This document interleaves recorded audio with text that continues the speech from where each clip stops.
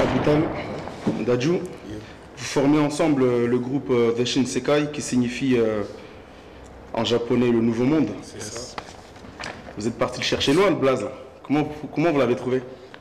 Bah, en même temps, c'est pas un blast qui est. Enfin, pour nous, c'est pas. On n'est pas allé chercher trop loin, vu qu'on a tous les deux une passion pour le manga. Donc, c'est quelque chose qui est venu assez naturellement.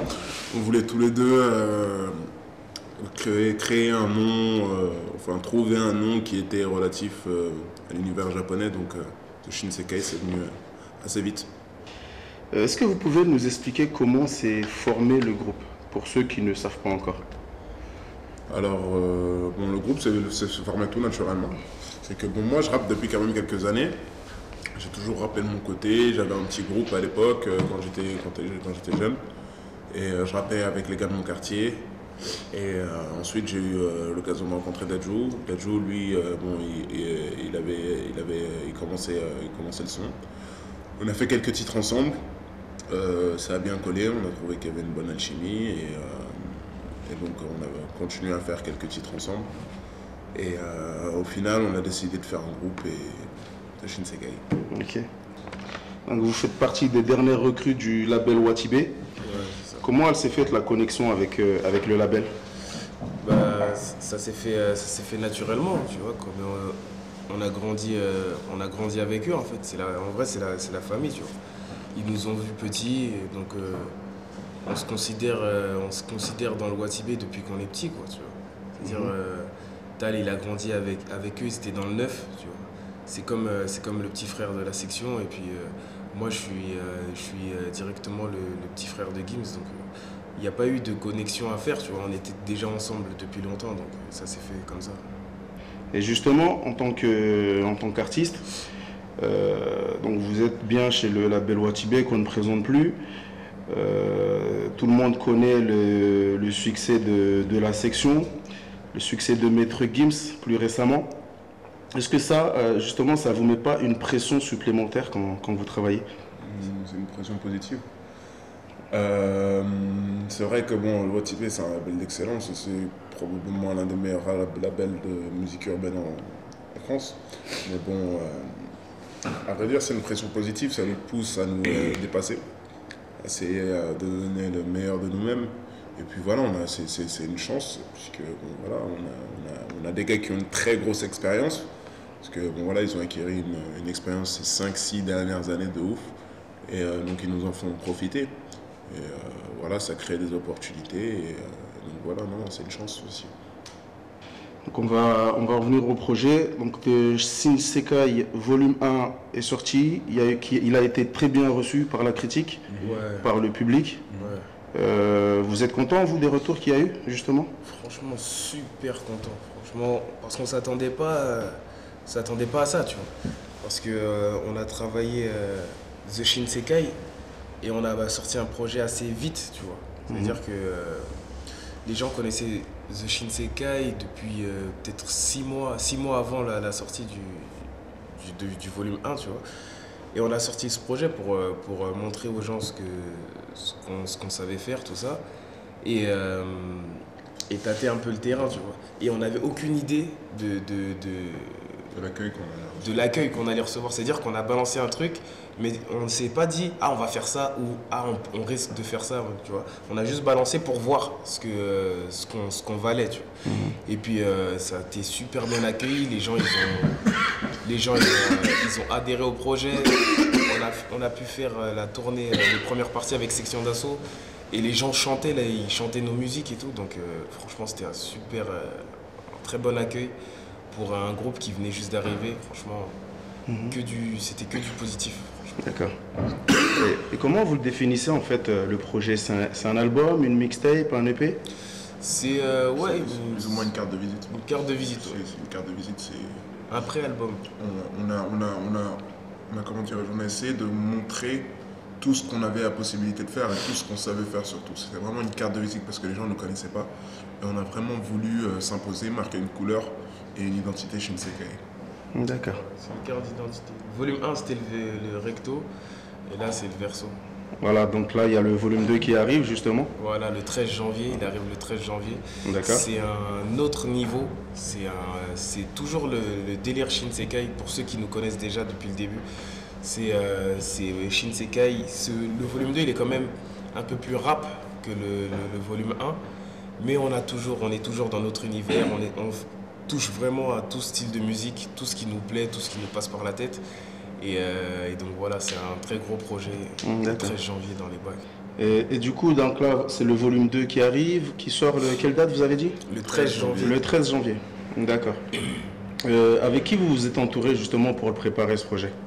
On s'est surtout entouré de nos compositeurs, parce qu'on aime vraiment travailler de près avec nos compositeurs, donc c'était vraiment un travail d'équipe. C'est les personnes qu'on a le plus côtoyées pendant la production du projet. Et aussi, on s'est entouré d'autres artistes du label Wotibé et d'autres artistes extérieurs du label. Donc on a l'Institut, on a fait un titre avec eux qui s'appelle Dever Condé, qu'on retrouvera sur le projet. C'est un des très très gros titres du projet. Donc voilà, on les connaît depuis longtemps. C'est la famille, donc on a tenu à les inviter. Ensuite, on a Amox et Belgique du label Monstre Marin. C'est les kickers aussi, de très gros artistes, donc on a tenu aussi à les inviter sur le projet. D'accord. Vous avez que 2 featuring alors sur le volume 2. Hein. Voilà. 13 titres. 13 titres, d'accord. Et il n'y a aucun membre de la section? Non, aucun membre. Donc, c'est voulu ou les emplois du temps Non, c'était voulu, c'est que on a quand même eu pas mal de titres avec la section ces derniers temps. Il y a eu Big Ali, il y a eu Loin des ennuis avec Masca, il y a eu Ça marche avec Maître Gims. Donc on a vraiment voulu, parce que il y a quand même un problème d'identification, c'est très dur de nous identifier. Bon voilà, tu vois une bande de Renois dans les clips habillés tous en Wotibé, donc les gens font pas forcément la différence. C'est compréhensible, mais c'est pas un truc. Donc on a vraiment voulu marquer notre identité et vraiment se différencier. Voilà. Voler de vos propres ailes en quelque sorte. Exactement, ouais. Il y a eu un premier single qui a été balancé, c'est Rêver, je crois, avec un super clip. Est-ce que vous pouvez nous parler de ce morceau? Rêver, c'est un très gros titre qu'on a beaucoup taffé. En fait, on raconte le but de chacun, tu vois. En fait. Laissez-moi rêver, c'est un peu le but de chacun. Ça veut dire que tout le monde a son but, son rêve, son objectif, tu vois. Et il y a toujours des gens qui vont venir te barrer la route ou faire obstacle, tu vois. Et ce qu'on dit dans ce son-là, c'est que quoi qu'il se passe, quoi qu'il puisse arriver, eh ben, laissez-nous rêver, on arrivera à atteindre notre objectif. En gros, c'est la mentalité du son, en fait. D'accord. En combien de temps il a été réalisé, ce projet, en fait? En un peu plus de 6 mois, je pense. En 6 mois, on va dire, en 6 gros mois. Et on a quand même tenu, par exemple, sur les titres rêvés, à vraiment le bosser. Il y a plusieurs titres, on est revenu plusieurs fois dessus pour arriver à un résultat qui serait le plus proche de ce qu'on avait imaginé. Et c'est pour ça que ça nous a pris quand même un peu de temps. Mais en même temps, il y a 13 titres et on est 2, donc c'est quand même allé assez vite, je pense aussi. Mais justement, quand est-ce que vous trouvez le temps de travailler? Puisque, en général, vous êtes tout le temps en tournée. On vous voit avec la section dans tous leurs concerts, récemment avec Maître Gims. Alors, quand est-ce que vous l'avez trouvé le temps pour le faire, justement, ce projet? En fait, c'est du travail. Quand on a la volonté, déjà, premièrement, on trouve le temps. Et il faut savoir aussi que c'est une passion. Donc, on y pense constamment, jour et nuit. Chaque seconde qui passe, on y pense. Quoi. Donc, on travaille, on ne s'arrête pas. Même par exemple, quand je ne suis pas avec Dadju, je vais gratter mes textes de mon côté. Dadju, c'est la même chose. Je vais avoir mes idées, il va avoir ses idées. Et au final, bon, voilà aussi, on est 2. Tu vois, c'est pas comme si on était des artistes solo. Donc, le travail, il va 2 fois plus vite. Mais il y a vraiment cet acharnement, cette passion et cette volonté d'y arriver. Donc, c'est pour ça qu'on trouve le temps. D'accord. Et comment vous travaillez justement? Comment se construit un morceau de The Shinsekai? Alors, un morceau de The Shinsekai, c'est très simple. Dadju et moi avons 2 univers qui sont différents. Des fois, je vais avoir des idées pour un titre, je vais avoir des idées pour une instru, je vais avoir une idée pour un thème, une direction. Dadju, pareil aussi, il va avoir souvent elle a des idées de mélodie. Donc, on travaille de près avec nos compositeurs pour arriver à un résultat qui est le plus proche de nos attentes. Et une fois qu'on aura composé le titre avec le compositeur, par exemple, Dadju va me proposer un morceau, si ça me plaît. On le fait et si ça me plaît pas, ben on travaille, on enchaîne sur quelque chose d'autre, tu vois, et vice versa. Donc c'est vraiment c'est vraiment un travail qui est assez réparti. Des fois je prends le rôle de Dadju et Dadju prend mon rôle, des fois je chante, des fois c'est lui qui rappe. Donc voilà, on se donne pas vraiment, on n'a pas vraiment une recette magique, tu vois, mais c'est juste une passion commune. C'est au feeling. Au feeling, ouais. D'accord. Et la scène, être près du public, c'est quelque chose qui vous tient à cœur, ça? Ouais, c'est fort. Pour moi, là je parle pour moi personnellement, je trouve que c'est vraiment le plus beau truc, le plus beau cadeau pour un artiste.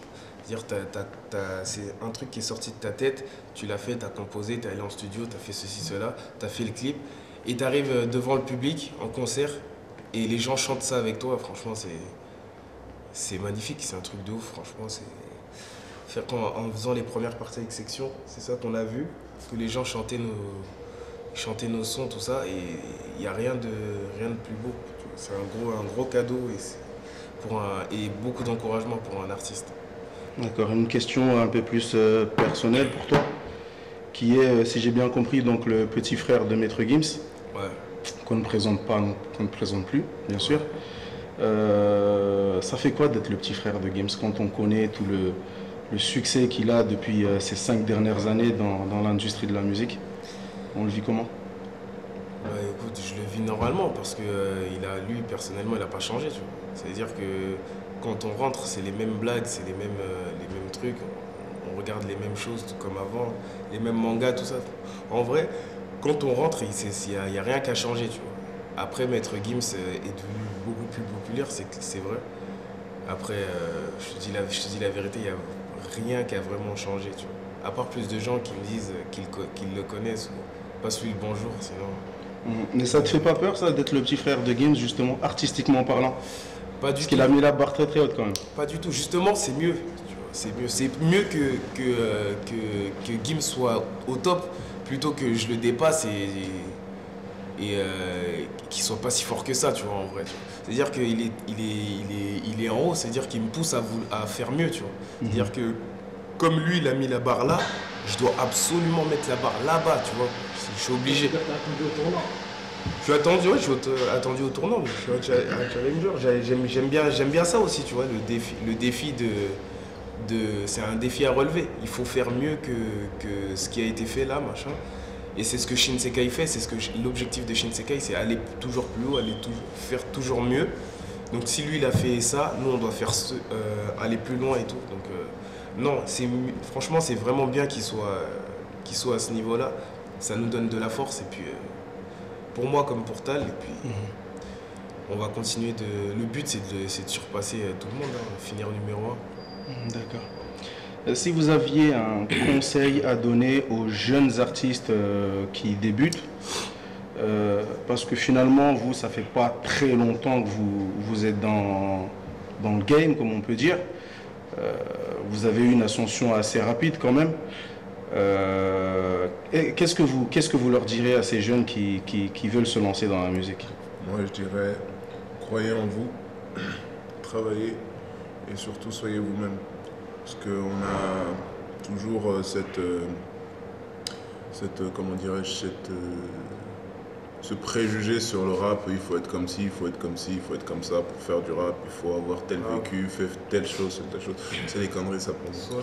La musique pour moi c'est un art, le rap c'est un art et c'est accessible à tous. À quelle heure l'art c'est pas accessible à tous? L'art c'est accessible à tous, donc soyez vous-même, croyez en vous et le travail sur vous. C'est surtout ça. C'est le taf. Le taf, il faut être passionné aussi, il faut aimer ça. C'est le taf, la passion et il faut un peu de chance aussi, comme comme partout. Et avec un peu de recul, quelle image vous avez, vous, du rap français actuellement? Je trouve que le rap français est sur sur une très bonne période. On voit quand même pas beaucoup d'artistes qui émergent.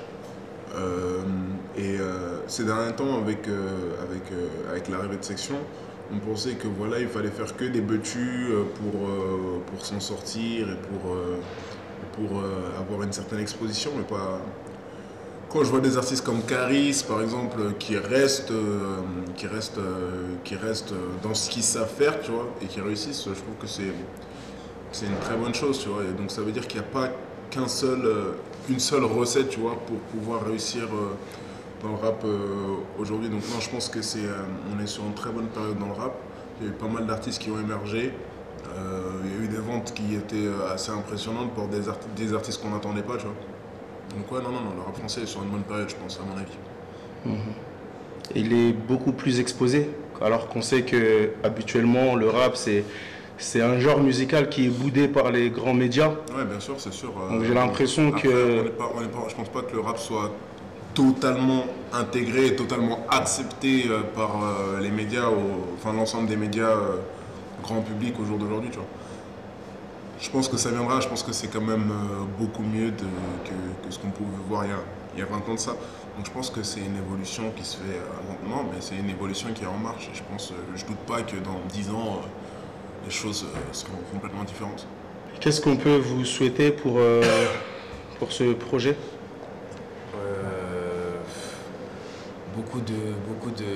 Que la critique soit bonne, le disque d'or. Non, plein de bonnes choses. Et puis que le public adhère, comprenne, rentre dans le délire de Shinsekai avant l'indéfini. Ok.